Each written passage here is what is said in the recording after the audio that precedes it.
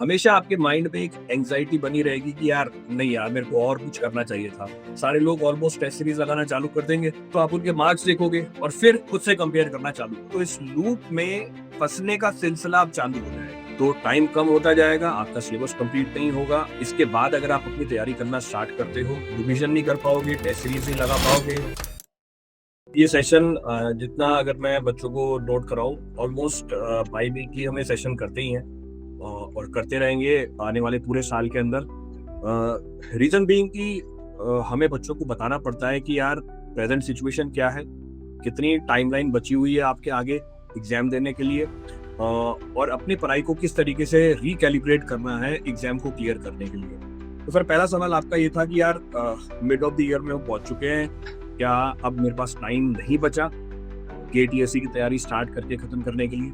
पिछले सेशन में भी मैंने ये बात करी थी, दोबारा से मैं दोहराऊंगा कि अब जैसे जैसे हम आगे बढ़ते जाएंगे, जो टाइम की अवेलेबिलिटी है सिलेबस कंप्लीट होने के लिए वो कम होती जाएगी। हम अब क्रिटिकल स्टेज में जा चुके हैं। काफी सारे बच्चे यहाँ पे सिविल इंजीनियरिंग के होंगे, उनको पता है कि अब क्रिटिकलिटी आ गई है। अब क्रिटिकलिटी के बाद अब हम सुपर क्रिटिकल स्टेज में जा रहे हैं, तो टाइम कम होता जाएगा, आपका सिलेबस कंप्लीट नहीं होगा। इसके बाद अगर आप अपनी तैयारी करना स्टार्ट करते हो, रिवीजन नहीं कर पाओगे, टेस्ट सीरीज नहीं लगा पाओगे, पीवाईक्यूज नहीं लगा पाओगे, आपको हमेशा माइंड में एक ही परसेप्शन रहेगी, यार मेरी प्रिपरेशन कंप्लीट नहीं हुई। टू बी मोर प्रिसाइज, आपको सेटिस्फेक्शन नहीं रहेगी। जब भी हम तैयारी करते हैं, बच्चे को हमेशा अंदर से सेटिस्फेक्शन नहीं आती है कि यार मेरी तैयारी पूरी हो गई, अब मैं एग्जाम को फोड़ के आ जाऊंगा। उसका परफॉर्मेंस उस लेवल का नहीं निकल के आता एग्जाम में जैसा निकलना चाहिए था। अगर बच्चा खुद सेटिस्फाई हो जाता है, यार मैंने तैयारी कर ली है, सफिशिएंट नंबर ऑफ क्वेश्चंस मैंने अप्लाई कर दी है, थ्योरी मैंने पूरी पढ़ ली है, पीवाईक्यूज लगा दिए, टेस्ट सीरीज लगा दिए, यार अब अच्छा परफॉर्म करके आओ, अब वो अंदर से आवाज आनी चाहिए। अब के बाद अगर आप अपनी तैयारी स्टार्ट करते हो, उस सेटिस्फेक्शन का लेवल आपको नहीं मिलेगा। हमेशा आपके माइंड में एक एंग्जाइटी बनी रहेगी कि यार नहीं यार मेरे को और कुछ करना चाहिए था, मेरे को ना रिवीजन ज्यादा लगाने चाहिए थे, हो सकता है मेरे को सवाल और लगाने चाहिए थे। तो ये जो चीजें आपके माइंड में रहती हैं, सब भी आपकी परफॉर्मेंस को अफेक्ट करती है। अब ये स्टार्ट हो जाएगी, जैसे जैसे आप डिले करोगे ये सारी चीजें आपके दिमाग में क्रीप करेंगी, आपको अपनी कैपेबिलिटी के ऊपर डाउट होने लग जाएगा, प्रेशर बिल्डअप होगा। अरे यार अब तो 5 महीने बचे, अरे यार अब तो 4 महीने बचे। आप अपने पीयर्स को देखोगे, दोस्तों को देखोगे, यार यार उनका तो सिलेबस कंप्लीट होने वाला है। आप उनके मार्क्स देखोगे टेस्ट सीरीज के अंदर, सारे लोग ऑलमोस्ट टेस्ट सीरीज लगाना चालू कर देंगे, तो आप उनके मार्क्स देखोगे और फिर खुद से कंपेयर करना चालू, तो इस लूप में फंसने का सिलसिला अब चालू हो जाएगा। तो अगर आप इन सारे लूप से बाहर रहना चाहते हैं, फिर से मैं दोहराऊंगा कि यही वो टाइम है, यही वो लास्ट टाइम है जब आप अपनी प्रिपरेशन को स्टार्ट करके कंप्लीट कर सकते हो। पर इसके बाद स्कोप नहीं बचेगा आपको अपनी प्रिपरेशन को इस लेवल तक लेके जाने का कि आप एक अच्छा स्कोर ला सको, चाहे गेट हो चाहे इंजीनियरिंग सर्विस। इस बार तो जो इंजीनियरिंग सर्विसेज है वो जनवरी में हो रही है, 31 जनवरी को पेपर है।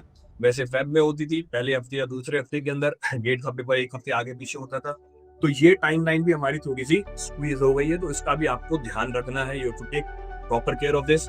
थोड़ा बहुत चेंज करना पड़ेगा आपको अपनी प्रिपरेशन की स्ट्रेटेजी के अंदर कि यार किस तरीके से मैं तैयार करूं, क्योंकि अब इंजीनियरिंग सर्विसेज का पेपर पहला है। तो सर मेरे हिसाब से now is the last earliest time to start the preparation.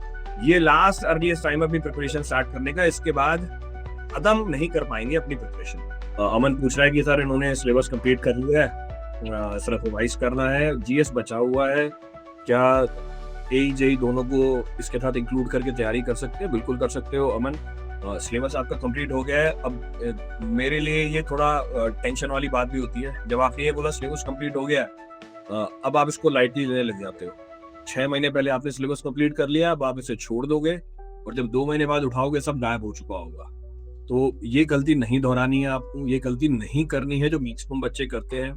आपका सिलेबस कंप्लीट हो गया, बहुत अच्छी बात है, आप बाकियों से काफी आगे हो, बट ये जो लीड आपने ली है इसको मेंटेन करके रखना पड़ेगा आपको, और उसका एक ही तरीका रिवीजन। जो सिलेबस आपने कंप्लीट कर लिया है उसको अपने रिवीजन के शेड्यूल में आपको डेली इंक्लूड करना है, साथ में जीएस का पोर्शन करते जाना है।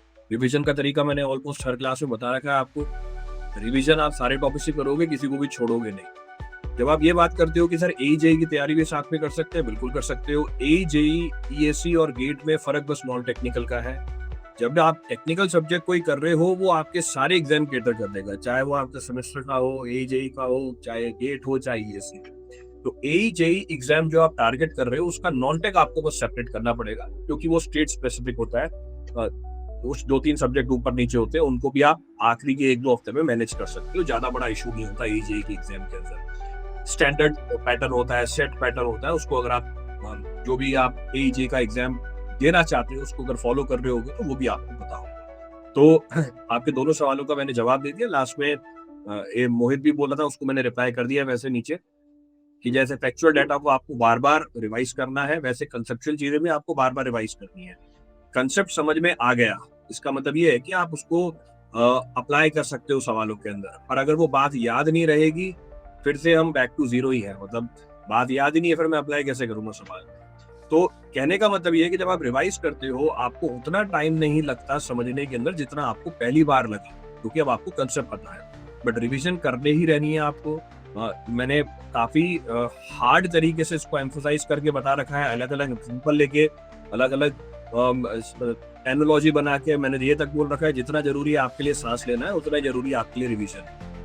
तो मतलब इससे ज्यादा मैं और एम्फोसाइज करके नहीं बता सकता कि आपकी प्रिपरेशन के अंदर, आपके जर्नी टू सक्सेस के अंदर रिवीजन का कंट्रीब्यूशन बहुत ज्यादा होता है। और जो लोग 2 बार 3 बार पेपर दे चुके होंगे उनको ये चीज पता होगा।